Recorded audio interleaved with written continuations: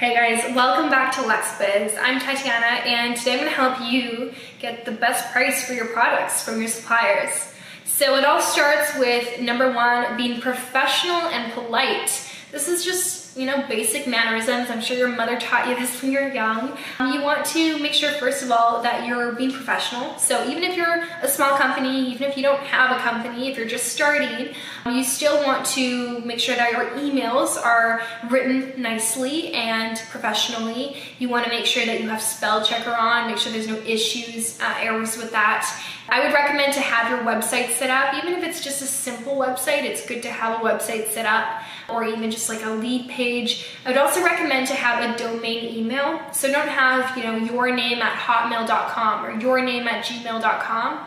It's good to have like info@luxhealth.com. So figure out your brand name, buy the domain name on Gmail. It's like $5 a month on G Suite or whatever it is. And it just shows that you're serious. You have a serious business, and that's what they're looking for. So they're looking to work with serious people. They don't just want people who want samples from them for cheap. You also want to be polite in your email. So, at your earliest convenience, please contact me back. Just be polite with your responses. Also take into consideration the time zone. There's going to be a big time zone difference. So, it's good to send your emails when they might be working so you get a faster response. Second is you don't want to dive into the MOQ right away. So MOQ stands for minimum order quantity. So you don't want to ask them that question like as soon as you contact them, because they're going to discard you. They're going to know that you're a small time person. You're not even a company, because you're clearly only looking to order the smallest amount possible. And they don't want people who order a small amount. They want people who order large amounts. So don't ask them that right away. It is an important question to ask, but don't ask that as your first question. Next, you want to make sure that you don't negotiate too much the first time. So negotiation is good.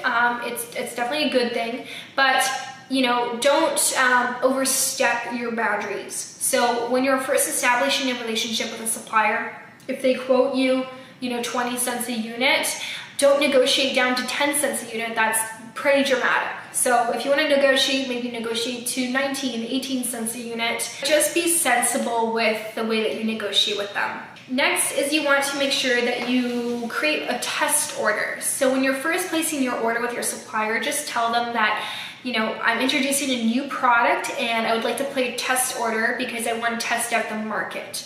So when you use the term test order, oftentimes they're going to understand that you're going to be placing a smaller order and attempt to test the market out with intention to place a larger order in the future.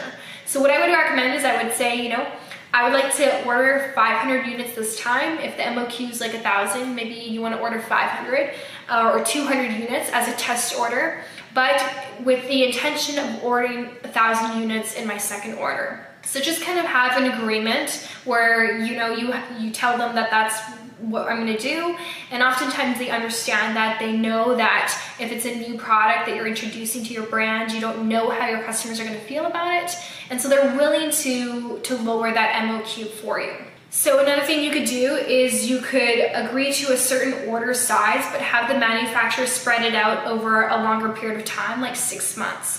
So if you agree to 4,000 units, because obviously the more you order, the lower the cost per unit will be. So if you agree to 4,000 units, your cost per unit will be much lower than if you agree to 2,000 units. But say you don't need 4,000 units all at once, that's a lot, then what you can do is you can spread it out over 6 months and say every 2 months I'm going to have a couple thousand units ready for me. Or what you could do is agree to a particular order size and have the manufacturer store it for you and then ship it when necessary. So if you're going to order 6,000 units, you don't want to ship all 6,000 to Amazon because you're going to encounter very large storage fees. So instead what you could just do is have the manufacturer store it. Sometimes they'll do that for you, and then just kind of take some as you need it. So those would be the best ways to get the best price. Obviously, the more you order, the lower the price would be.